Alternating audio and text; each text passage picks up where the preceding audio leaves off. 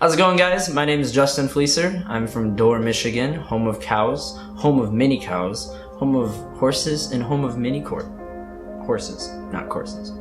But growing up in Dorr, man, it was awesome. I had lots of freedom. I could go ride my bike down the street, go to the shop to go get me some candy if I wanted to. But also growing up there, I grew up with just my mom. Grew up with my mom, my brother, me, and our dog Foxy, the greatest dog on the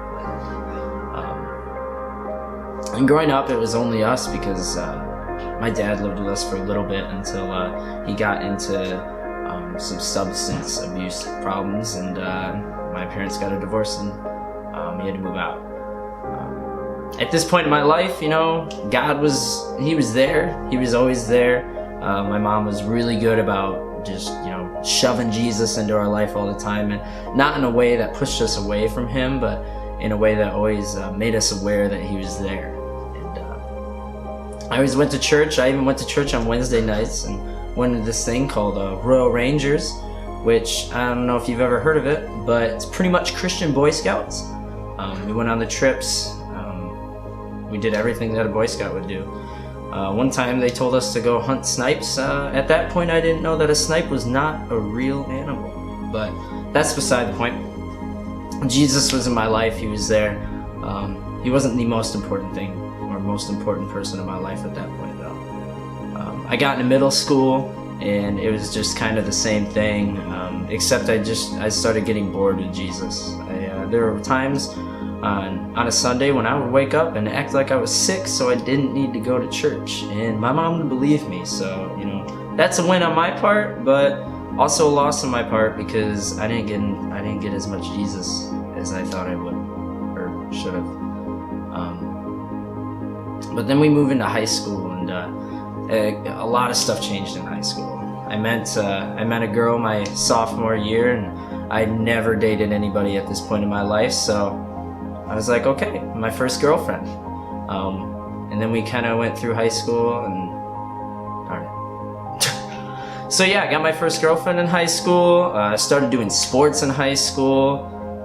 I started actually talking to other people instead of having a tiny little friend group. I had a lot of firsts in high school, but at this point in my life, God just kept getting farther and farther and farther away from me because my life was easy. School was easy to me. Making friends was easy to me. Sports was easy to me.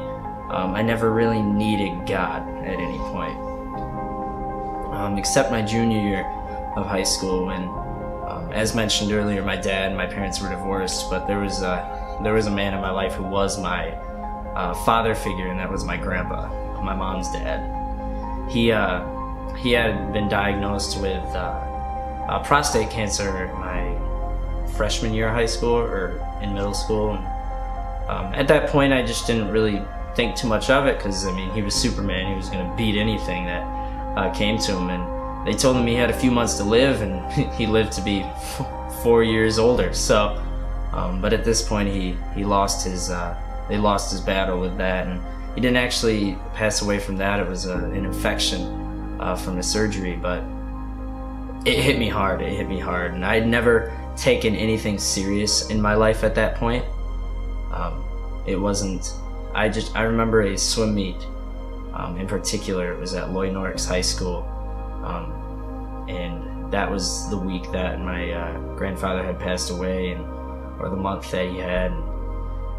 I just looked at this race, the 100-meter breaststroke, as almost a dedication to him, and that's when I started to take everything way more serious. And I ran almost a 5-second. I swam almost a 5-second PR in that race because I had been thinking about him and thinking about what he would see with me.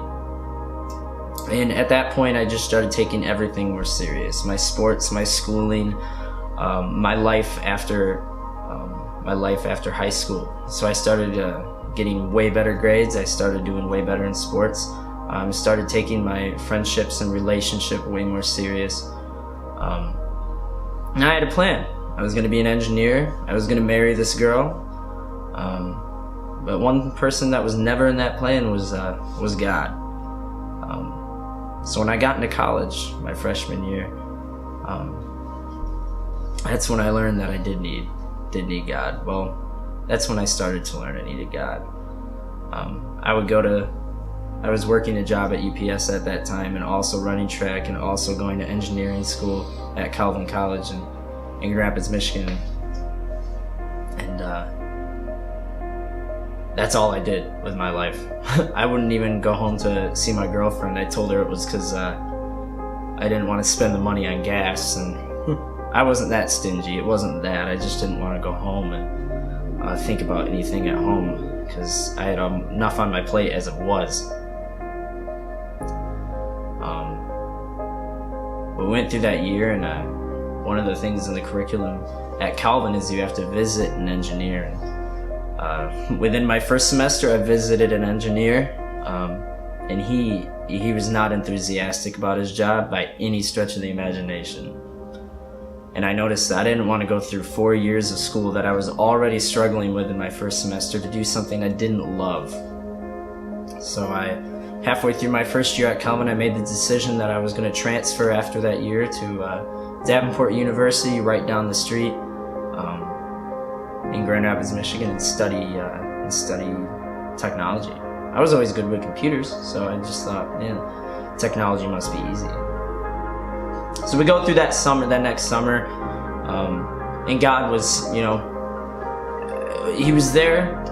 I had started listening to more, Christian music, and started watching maybe some sermons here and there when I had some rough times at Calvin, but it was all just to make me feel better.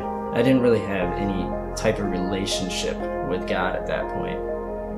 It wasn't until a week before I started school at Davenport that I really noticed I need God.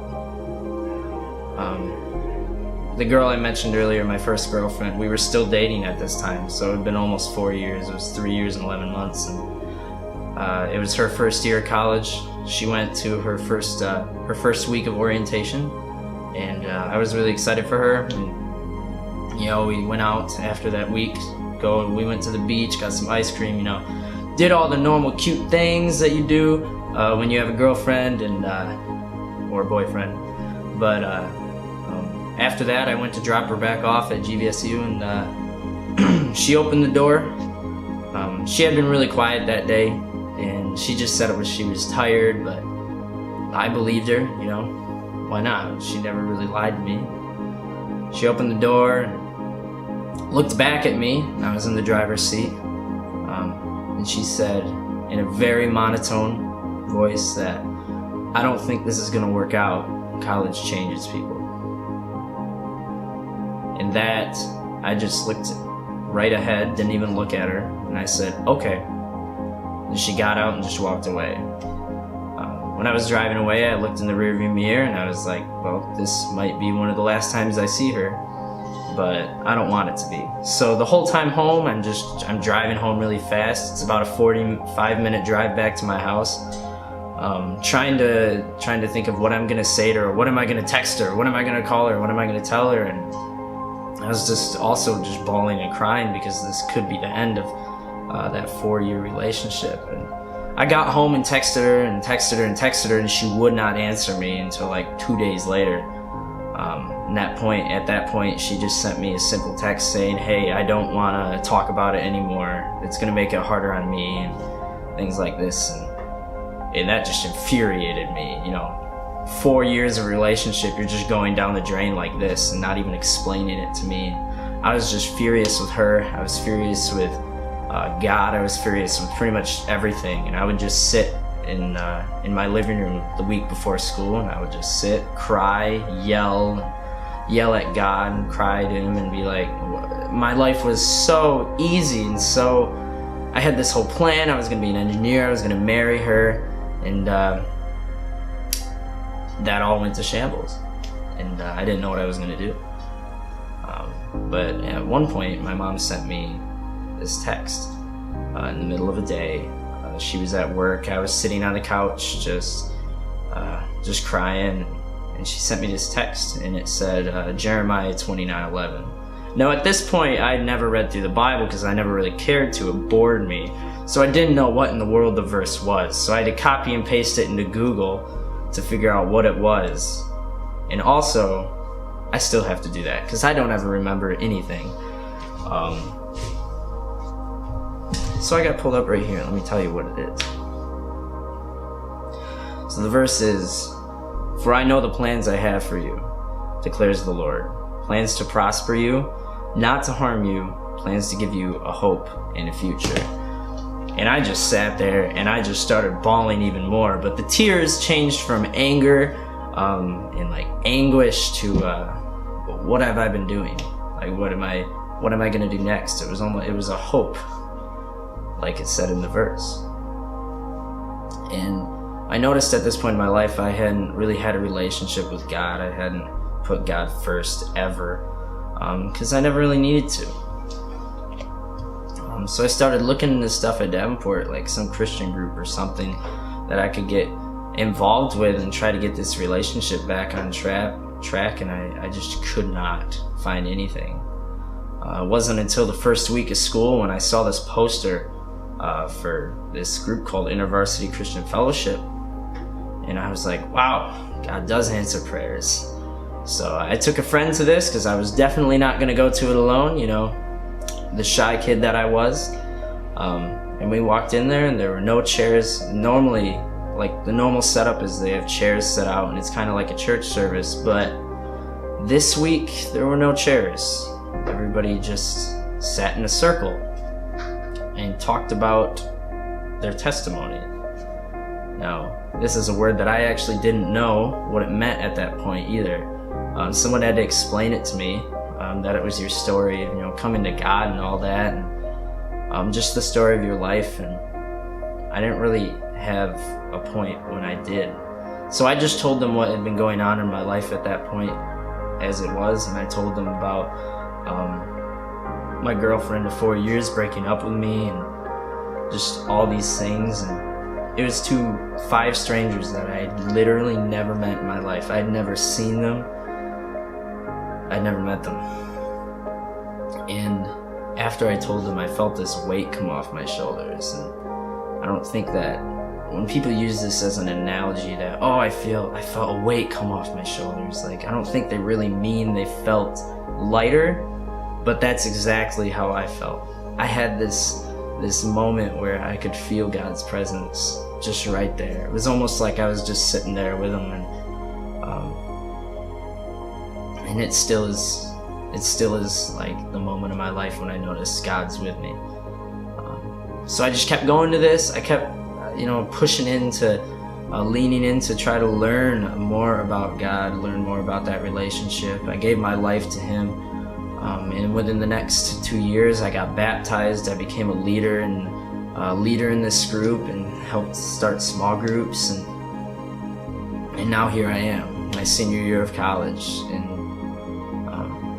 God's never been more present in my life. The amount of opportunities that have came out of being closer to God and just praying to him every day and leaning on him and leaning on his plan for me has been something I could have never dreamed of 4 years ago. And